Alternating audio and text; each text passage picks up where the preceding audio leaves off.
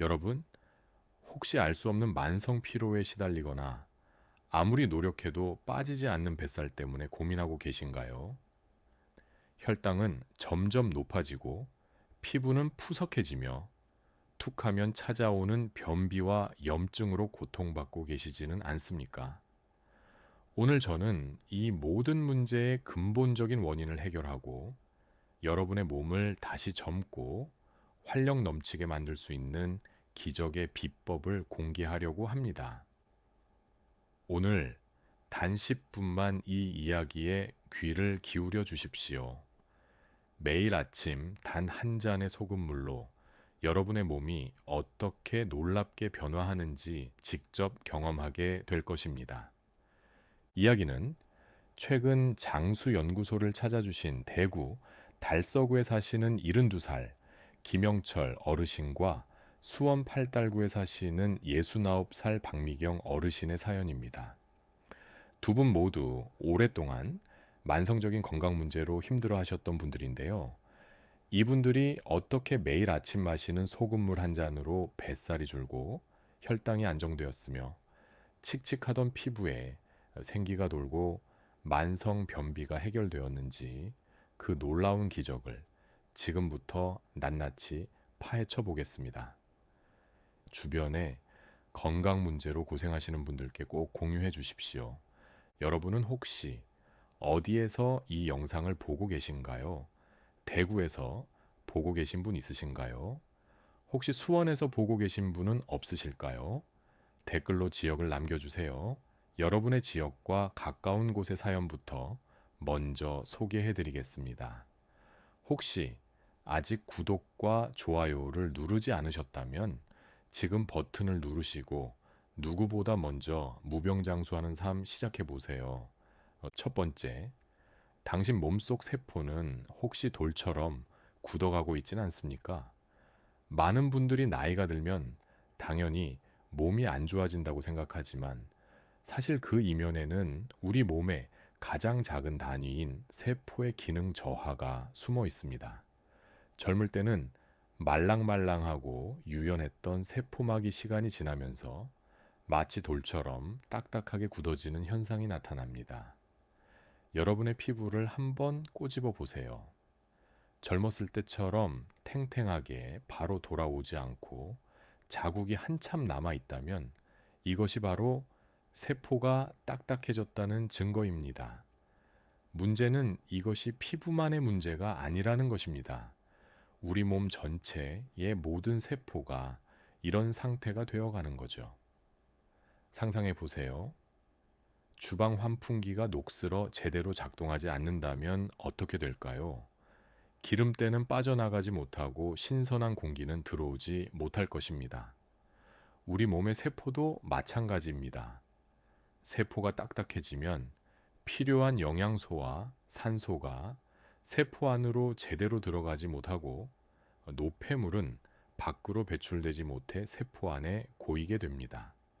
이렇게 되면 세포는 에너지를 만들지 못해 만성 피로에 시달리고 혈액 속 당분을 제대로 처리하지 못해 혈당이 치솟으며 노폐물이 쌓여 온몸의 염증을 유발합니다. 이 모든 문제의 근본적인 원인은 바로 우리 몸의 미네랄 불균형에 있습니다. 나이가 들수록 땀이나 소변으로 칼륨, 마그네슘, 아연 같은 소중한 미네랄들이 점점 더 많이 빠져나가기 때문입니다.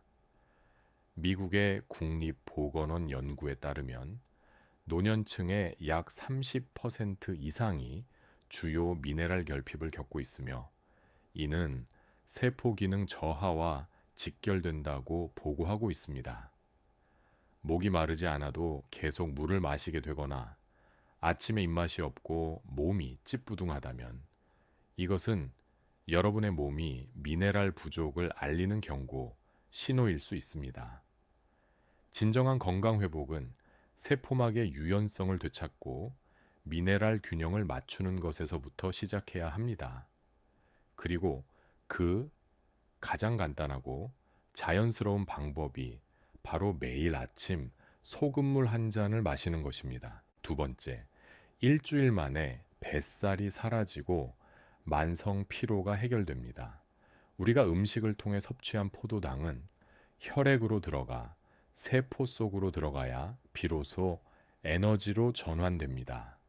하지만 세포막이 딱딱하게 굳어버리면 포도당이 세포 안으로 진입하는 문이 닫히게 됩니다. 마치 연료가 가득한 주유소 앞에서 차가 꼼짝 못하는 상황과 같습니다. 혈액 속에는 당이 넘쳐나는데 정작 에너지가 필요한 세포는 굶주리는 아이러니한 상황이 벌어지는 거죠. 우리 몸은 혈액 속 과도한 당을 처리하기 위해 췌장에서 인슐린을 대량으로 분비합니다. 그런데 인슐린의 주요 역할 중 하나는 남은 당분을 지방으로 바꿔 저장하는 것입니다. 특히 이 지방이 가장 많이 쌓이는 부위가 바로 복부, 뱃살입니다. 그래서 아무리 식사량을 줄이고 운동을 해도 뱃살이 빠지지 않고 만성 피로에 시달리는 분들이 많은 것입니다. 실제로 한국영양학회지에 발표된 연구에 따르면 세포 내 당 흡수율 저하가 복부 비만과 만성 피로의 주요 원인 중 하나로 지목되었습니다. 하지만 아침 소금물을 마시면 놀라운 변화가 시작됩니다. 소금 속 나트륨과 다양한 미네랄이 세포막의 이온 통로를 활성화시켜 닫혀 있던 세포의 문을 다시 열어줍니다. 그러면 혈액에 둥둥 떠다니던 포도당이 세포 안으로 쏙쏙 들어가 에너지로 전환되기 시작합니다. 더 이상 당분이 뱃살로 쌓이지 않고 활발한 활동 에너지로 쓰이는 것이죠. 세포가 충분한 에너지를 공급받으니 하루 종일 무기력하고 찌뿌둥했던 몸이 점차 활력을 되찾게 됩니다.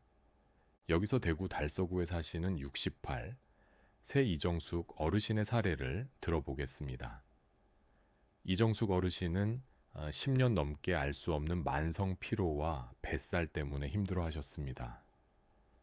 아침에 눈 뜨자마자 세탁기 한번 돌리고 밥솥에 쌀을 씻어 앉혀 놓은 다음에 걸레질 한번 하는 것만으로도 이미 숨이 찼습니다. 겨우 걸레질을 끝내고 잠깐만 앉아야겠다 하고 소파에 앉으면 그대로 꾸벅 졸아버리고 정신 차려보면 어느새 두세 시간이 훌쩍 지나 있었죠. 더 속상한 건 뱃살이었습니다. 식사량도 줄이고 고기 대신 채소 위주로 먹고 밥도 반 공기만 먹는데도 뱃살은 그대로였습니다. 특히 허리띠는 점점 더 조여오는데 체중계 숫자는 변하지 않으니 답답해서 한숨만 나왔습니다. 내가 게을러서 그런가? 나이가 드니까 원래 그런 건가 스스로 자책을 많이 하셨다고 해요. 그러던 어느 날 이정숙 어르신은 저희 장수연구소에서 아침에 미지근한 물에 소금 한 꼬집을 넣어 마시는 습관을 들여보라는 권유를 받으셨습니다. 처음 며칠은 큰 차이를 못 느끼셨지만 일주일이 지나자 확연한 변화를 경험하셨습니다. 우선 아침에 몸이 덜 무거웠습니다. 예전에는 세탁기 한번 돌리고 걸레질, 조금만 해도 금방 소파에 쓰러졌는데 이제는 집안일을 한참 해도 앉아서 숨을 고를 여유가 생긴 겁니다. 무엇보다 허리띠가 점점 헐렁해지면서 뱃살이 왜 이렇게 줄었지? 스스로도 놀라셨다고 해요. 사실 뱃살이 줄어든 건 단순히 체중이 빠져서가 아니었습니다. 밤새 세포에 쌓여 있던 불필요한 물과 노폐물이 빠져나가고 말랑해진 세포에 에너지가 제대로 들어가게 되니 몸이 자연스럽게 가벼워진 거죠. 그래서 하루를 시작할 때부터 덜 지치고 생활하는 동안 조금씩 움직이는 양도 늘어났습니다. 이 작은 변화가 쌓여 더 많이 활동하고 지방을 태워내는 선순환이 생긴 겁니다. 이정숙 어르신은 요즘 이렇게 말씀하세요. 예전에는 집안일 조금만 해도 금방 지쳐서 소파에 드러눕곤 했는데 이제는 남편이랑 공원에 나가면 오히려 본인이 더 오래 걷는다는 거예요. 숨차고 피곤해서 늘 버거웠던 하루가 아침 소금물 한 잔으로 달라진 거죠. 세 번째, 치솟던 혈당이 안정되고 당뇨의 고통에서 벗어납니다. 혈당이 높다는 것은 피 속에 당이 넘쳐난다는 뜻입니다. 세포가 그 당을 제때 받아들이지 못하고 혈액에만 떠돌게 되면 혈액은 마치 달콤한 시럽처럼 끈적해집니다. 이렇게 끈적해진 혈액은 혈관벽을 손상시키고 혈류를 느려지게 만들어 손발이 저리거나 시야가 흐려지는 등의 증상을 유발합니다. 이 상태가 오래 지속되면 우리 몸은 최후의 수단으로 당을 소변으로 빼내려고 합니다. 그래서 당뇨 환자분들이 소변에서 단내가 나거나 이유 없이 물을 자주 찾고 밤에도 여러 번 깨서 화장실을 가는 일이 잦은 겁니다. 즉, 혈당이 높고 당뇨가 있다는 건 이미 몸이 당을 감당하지 못해 비상조치를 하고 있다는 신호입니다. 여기서 핵심은 피 속에 떠도는 당이 세포 안으로 들어가 에너지로 쓰일 수 있게 해야 한다는 것입니다. 그것이 해결되지 않으면 혈당은 계속 높고 당뇨는 점점 악화될 수밖에 없습니다. 국내 당뇨병학회 연구에 따르면 세포막 기능 개선이 인슐린 저항성 감소에 중요한 역할을 한다고 강조합니다. 아침에 마시는 소금물이 이런 문제를 바로잡는 데 도움이 됩니다. 소금 속 나트륨과 미네랄이 세포막의 통로를 열어주면서 세포가 당을 받아들일 수 있는 힘을 되찾는 거예요. 그러면 피 속에 떠돌던 당이 소변으로 빠져나가는 것이 아니라 세포 안으로 들어가 에너지로 쓰이게 됩니다.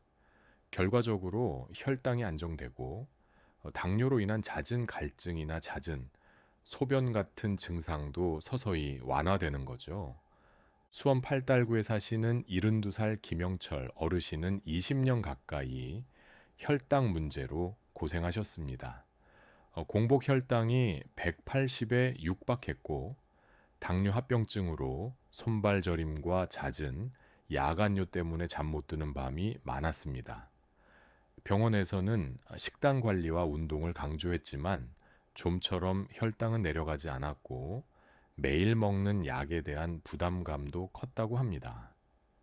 특히 여름철에는 갈증이 너무 심해 물을 달고 살았고 밤에도 화장실을 대여섯 번씩 가느라 잠을 제대로 잘 수가 없어 늘 피곤했다고 하셨습니다. 그러다 저희 연구소의 권유로 아침 소금물 습관을 시작하셨습니다. 처음에는 설마 소금물이 혈당에 도움이 되겠어?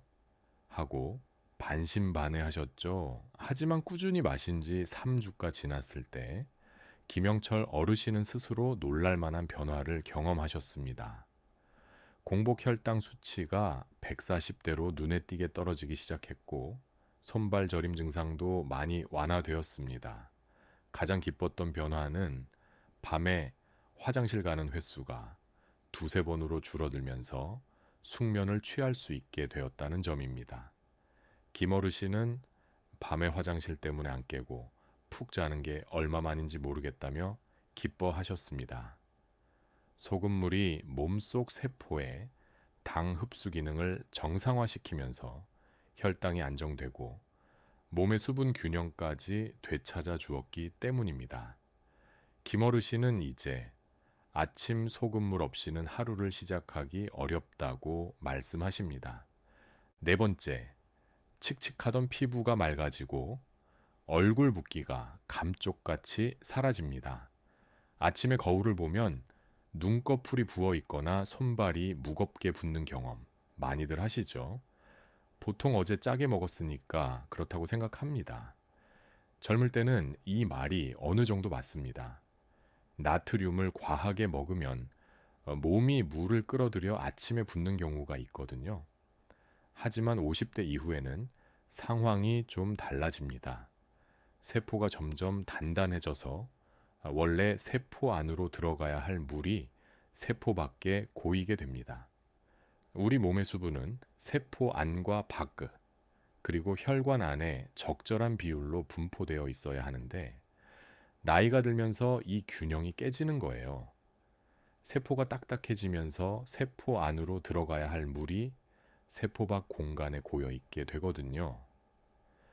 이것이 바로 붓기의 근본적인 원인입니다. 한국 피부과학 회지에 실린 연구에서도 노화로 인한 세포막 투과성 변화가 부종 발생에 기여한다고 설명합니다. 그런데 소금물은 이 문제를 완벽히 해결해 줍니다. 소금 속 나트륨이 세포막을 자극해서 세포 안팎의 압력을 조절해 주니 밖에 고여있던 물이 다시 세포 안으로 들어가거나 혈관을 통해 신장으로 배출되는 거예요. 동시에 세포 안에는 필요한 만큼의 수분이 공급되니 피부는 촉촉함을 되찾게 됩니다. 마치 마른 땅에 물을 주면 생기가 돌아오는 것처럼 수분을 제대로 공급받은 피부 세포들이 탱탱하고 윤기 있게 변하는 것이죠. 결과적으로 불필요한 붓기는 빠지고 세포는 촉촉함을 되찾게 되는 겁니다.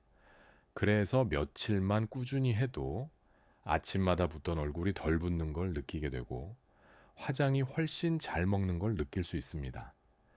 수원 팔달구에 사시는 69살 박미경 어르신은 아침마다 손과 발, 얼굴이 퉁퉁 부어서 하루가 너무 힘들다고 하셨습니다. 혹시 큰 병일까 싶어 걱정돼서 갑상선 호르몬 검사까지 받아봤지만 이상은 없었죠. 남편은 농담처럼 호빵맨 같다고 놀리는데 본인은 그 말이 상처가 돼서 아침 약속도 잘 안 잡게 되셨다고 해요. 얼굴이 커 보이니까 표정까지 어두워지고 사람들이 왜 이렇게 피곤해 보여? 라고 묻는 것도 괴로웠답니다. 심지어 신발을 신을 때 발등이 부어 아픈 바람에 걸을 때마다 불편한 날도 많았다고 합니다. 야식도 끊고 저녁에 짠 음식도 안 먹는데 붓기는 전혀 나아지지 않으니 답답하고 억울할 뿐이었다고 해요. 이런 일 때문에 결국 내 몸이 왜 이렇게 된 걸까 하고 매일 고민이 깊어졌다고 하셨습니다. 그런데 박미경 어르신이 아침마다 소금물을 한 잔씩 마시기 시작하면서 조금씩 달라지기 시작했습니다. 처음 며칠은 큰 차이를 못 느꼈지만 일주일이 지나자 거울 속 얼굴이 덜 부어 보였고 눈꺼풀도 한결 가벼워진 걸 스스로 느끼셨다고 해요. 2주가 지나자 가장 먼저 달라진 건 표정이었답니다. 예전에는 얼굴이 커 보이고 무겁게 부어서 늘 지쳐 보인다는 말을 들었는데 이제는 피부가 좋아졌다. 얼굴이 훨씬 맑아졌다는 이야기를 듣게 된 거죠. 심지어 피부가 탱탱해지면서 주변에서 요즘 피부 관리 다니세요 라는 말까지 들으셨다고 합니다. 지금은 신발 신을 때 발등이 눌려 아팠던 붓기도 많이 줄어들어서 산책이나 외출도 훨씬 편해졌습니다. 무엇보다 호빵맨 같다고 놀리던 남편이 이제는 얼굴이 확실히 좋아졌다고 먼저 말해줄 만큼 달라졌다고 합니다. 박 어르신을 만나면 항상 하시는 말씀이 예전엔 아침마다 거울 보는 게 두려웠는데 이제는 하루를 시작하는 게 더 즐거워졌어요 하시는데 저는 이 말을 들을 때 정말로 뿌듯하고 보람을 느낀 사례였습니다. 5번째, 몸속 만성염증이 줄어들고 면역력이 강철처럼 단단해집니다. 여러분, 혹시 이런 경험 있으세요? 이유 없이 종아리가 저리고 허리가 욱신거려서 병원에 갔는데 의사는 항상 아무 이상 없다고 하죠. 또 감기가 자주 걸리고 환절기만 되면 콧물이 훌쩍거리고 목이 칼칼해지죠. 심지어 작은 상처도 예전보다 훨씬 오래 걸려서 낫고 온몸이 무겁고 찌부둥한 느낌이 계속 든다고요. 이 모든 게 다 만성염증 때문입니다.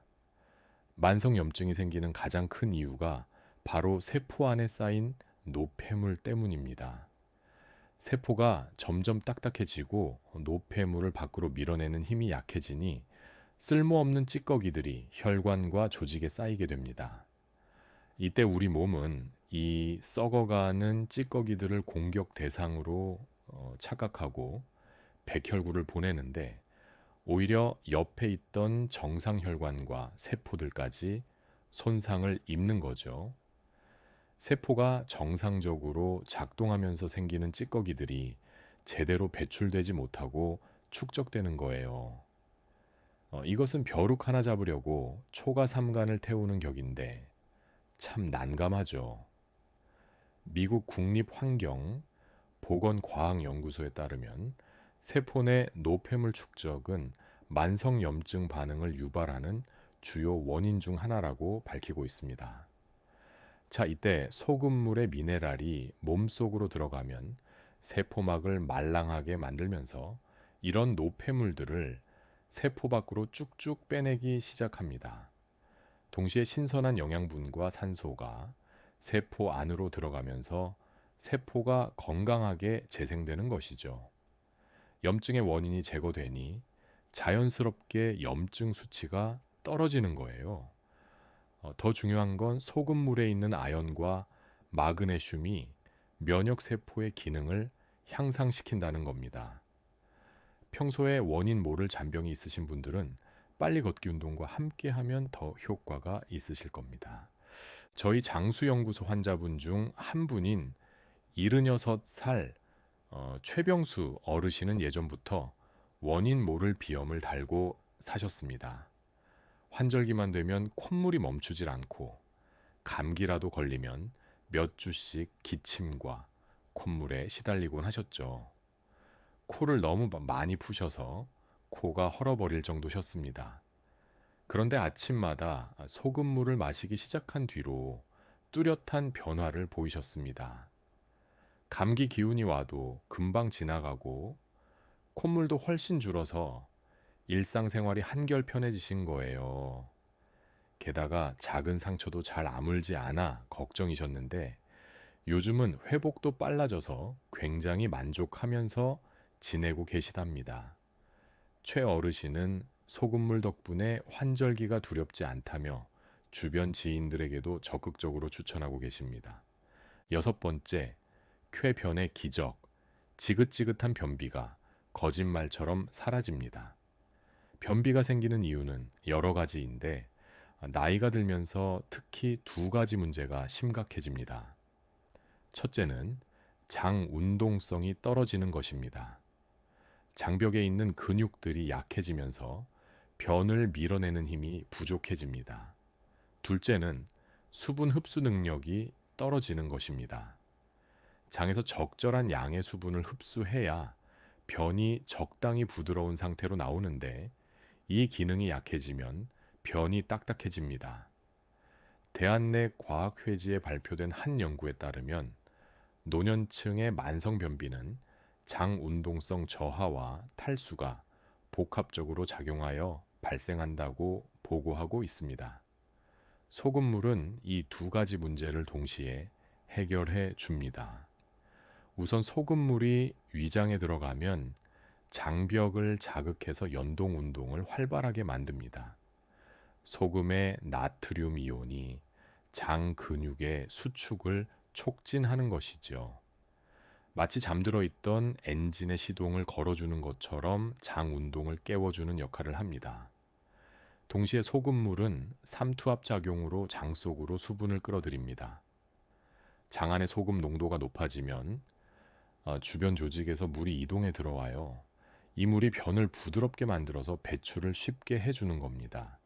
강원도 원주에 사시는 75살 오순자 어르신은 사흘에 한 번씩 힘겹게 화장실에 가던 분이었습니다. 심할 때는 일주일에 한 번 겨우 볼일을 볼 정도였고 변비약 없이는 생활이 불가능했다고 합니다.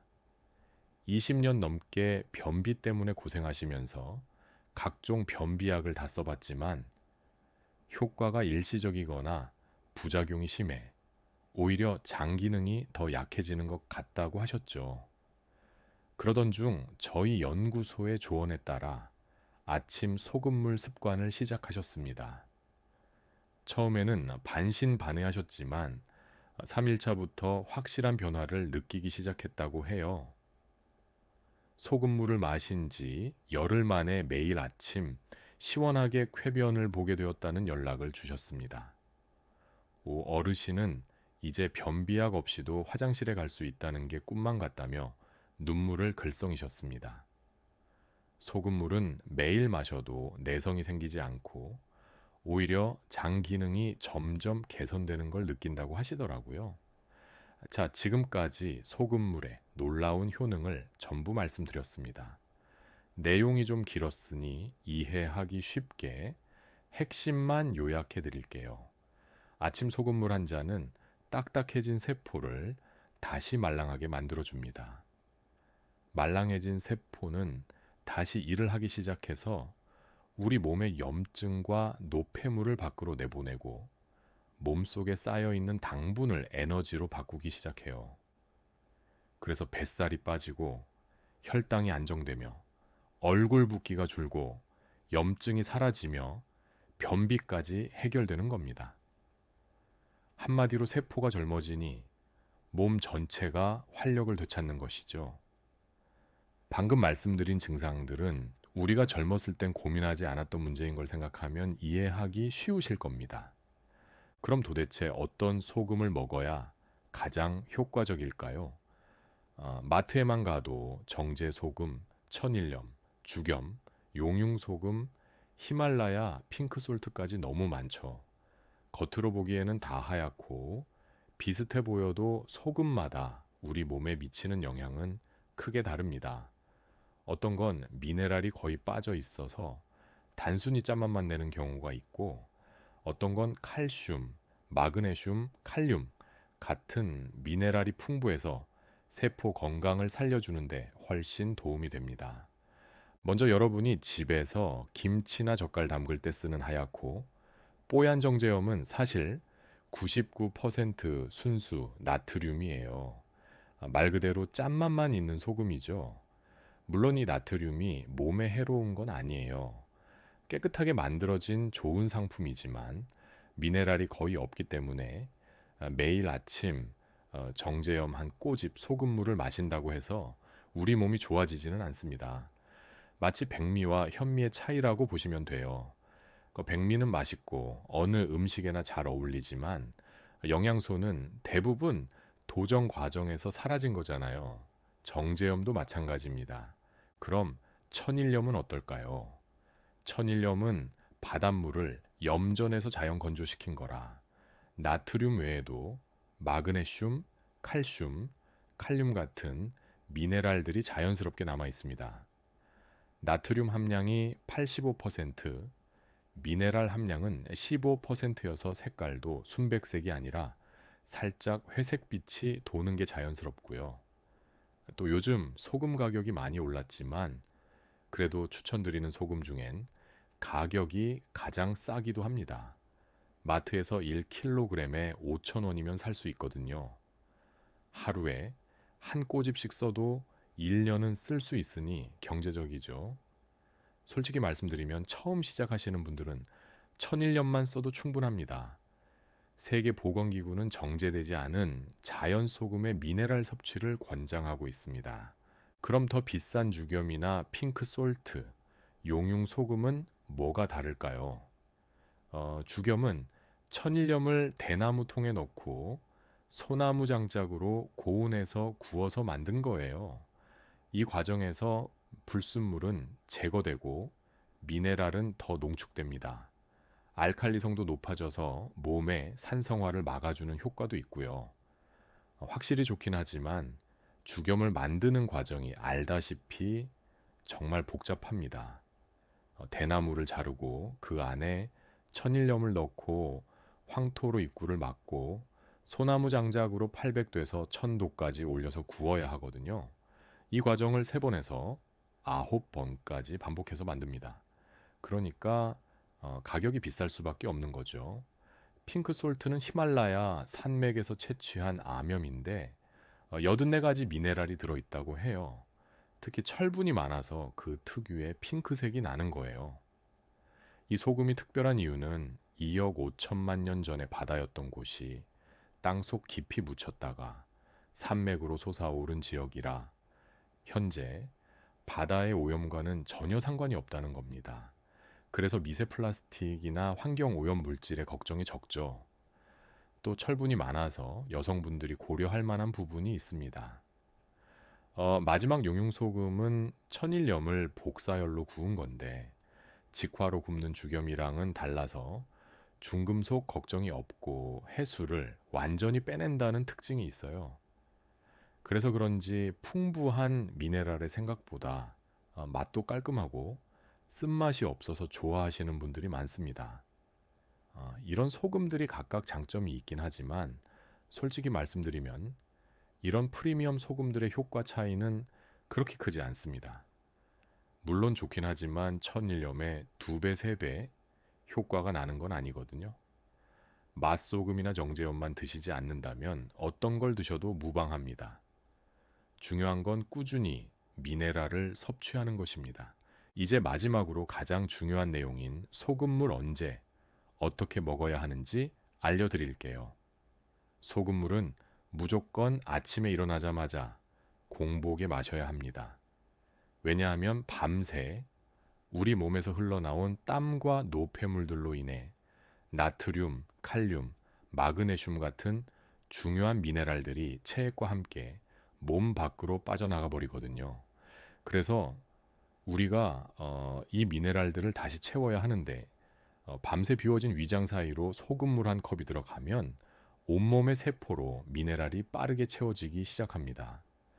식사 직후에 마시면 흡수 속도가 현저하게 느려져 그냥 짠 음식을 먹는 것과 다름없으니 공복에 마시는 방법을 꼭 지켜주셔야 해요.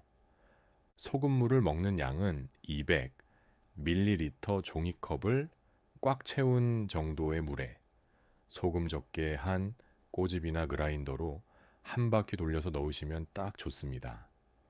이 정도가 우리 몸의 체액과 비슷한 농도입니다. 사람에 따라 짠맛의 기준이 다른데 본인이 먹었을 때 약간 짭짤한 맛이 나야 합니다. 소금물을 만들었다고 해서 벌컥벌컥 마시면 안 돼요. 한 모금씩 입에 머금고 입안에서 한 바퀴 돌려준 다음에 삼키세요. 이렇게 하는 이유는 입안의 점막에서도 미네랄이 흡수되거든요. 또 침샘을 자극해서 소화액 분비도 도와줍니다. 급하게 마시면 이런 효과를 놓치게 돼요. 한 컵을 마시는데 30초만 투자하세요. 내 몸 안의 세포가 깨어난다 생각하시면서 서두르지 마시고 천천히 음미하면서 드세요. 그리고 같이 먹는 물 온도는 미지근한 게 좋습니다. 차가우면 위에 충격을 주고 소금도 잘 녹지 않아요. 그렇다고 뜨거우면 입안에 머금을 수가 없습니다. 손으로 만져봤을 때 뜨겁다는 느낌이 안 들 정도면 충분합니다. 이제 소금물의 효과를 높이는 추가 팁들을 알려드릴게요. 첫 번째로 소금물을 마신 후에는 20분 정도는 아무것도 먹지 마세요.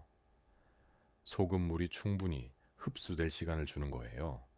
너무 빨리 다른 음식을 드시면 흡수 효율이 떨어지거든요.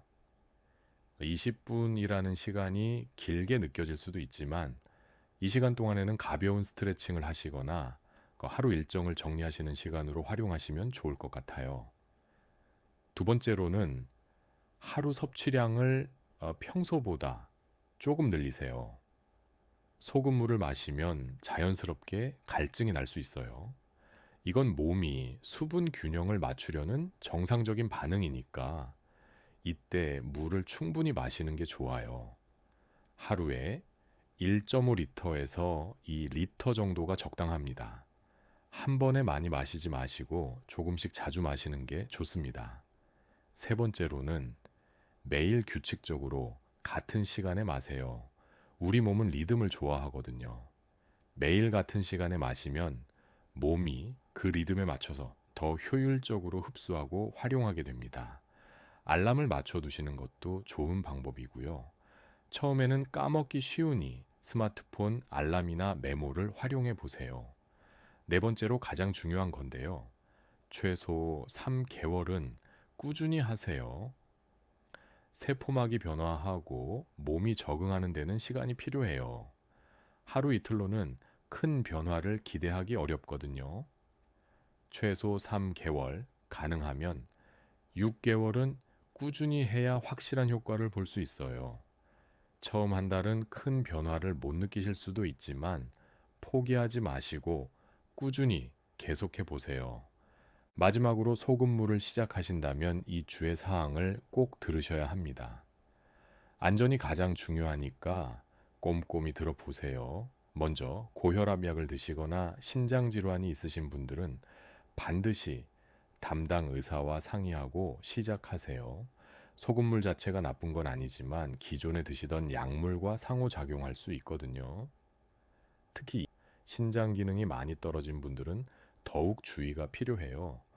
혹시 신장 기능이 정상의 30% 이하로 떨어져 있다면 소금 섭취에 매우 민감할 수 있으니까 의료진과 꼭 상의하시기 바랍니다.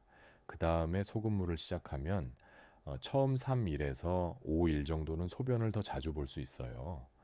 이건 몸에서 불필요한 수분과 노폐물을 배출하는 과정이라 정상적인 반응입니다. 몸이 새로운 변화에 적응하고 있는 거거든요. 일주일 정도 지나면 자연스럽게 적응되니까 걱정하지 마세요. 다만 외출하실 때는 미리 화장실을 다녀오시는 게 좋겠죠. 특히 처음 시작하는 주에는 중요한 약속이나 긴 외출, 전에 이런 점을 미리 고려해 두시면 좋을 것 같아요. 만약에 소금물을 마시고 나서 속이 쓰리거나 메스꺼운 느낌이 든다면 즉시 중단하고 물을 많이 드세요. 이런 증상이 나타나는 건 소금 농도가 너무 높거나 위산이 과다한 상태일 수 있어요. 이럴 때는 며칠 쉬었다가 훨씬 더 적은 양부터 다시 시작해 보시거나 의사와 상담해 보시는 게 좋겠어요. 몸이 보내는 신호를 무시하시면 안 돼요. 그리고 혈압약이나 당뇨, 기타 만성질환 약을 드시는 분들은 소금물과 최소 30분 이상 간격을 두고 드세요. 소금물이 약효 흡수에 영향을 줄 수 있거든요. 가장 안전한 순서는 이런 거예요. 아침에 일어나서 소금물을 먼저 마시고 30분 정도 기다린 다음에 평소 드시던 아침 약을 드시거나 아침 식사를 하시는 거예요. 이렇게 하면 소금물도 제대로 흡수되고 약물도 영향받지 않아요. 임신 중이거나 수유 중인 분들은 소금물을 피하시는 게 좋아요. 나트륨이 부종을 악화시킬 수 있고 태아나 모유에도 영향을 줄 수 있거든요. 임신이나 수유 기간에는 몸의 호르몬 균형이 많이 변하기 때문에 추가적인 나트륨 섭취는 권하지 않아요. 신부전이나 기타 심장 질환이 있으신 분들은 나트륨 섭취에 특히 민감해요. 심장에 무리가 갈 수 있으니까 반드시 심장내과 의사와 상의하고 시작하세요. 심장 건강은 정말 신중하게 접근해야 하는 부분이거든요. 이런 증상이 나타나면 즉시 중단하시고 의사와 상담하세요. 어지럼증이 생기거나 머리가 아픈 경우, 손발이 심하게 붓거나 체중이 갑자기 늘어나는 경우, 가슴이 두근거리거나 숨이 차는 경우, 소변량이 현저히 줄어드는 경우, 극심한 갈증이나 입맛 변화가 생기는 경우에는 즉시 소금물을 중단하세요. 이런 증상들은 나트륨 과다나 전해질 불균형의 신호일 수 있어요. 몸이 위험하다고 신호를 보내는 거니까 무시하지 마시고 즉시 중단하시면 더 안전하실 거예요. 혹시 아직 구독과 좋아요를 누르지 않으셨다면 지금 버튼을 누르시고 누구보다 먼저 무병장수하는 삶 시작해 보세요. 당신의 무병장수 장수연구소가 함께하겠습니다. 감사합니다. 장수연구소였습니다.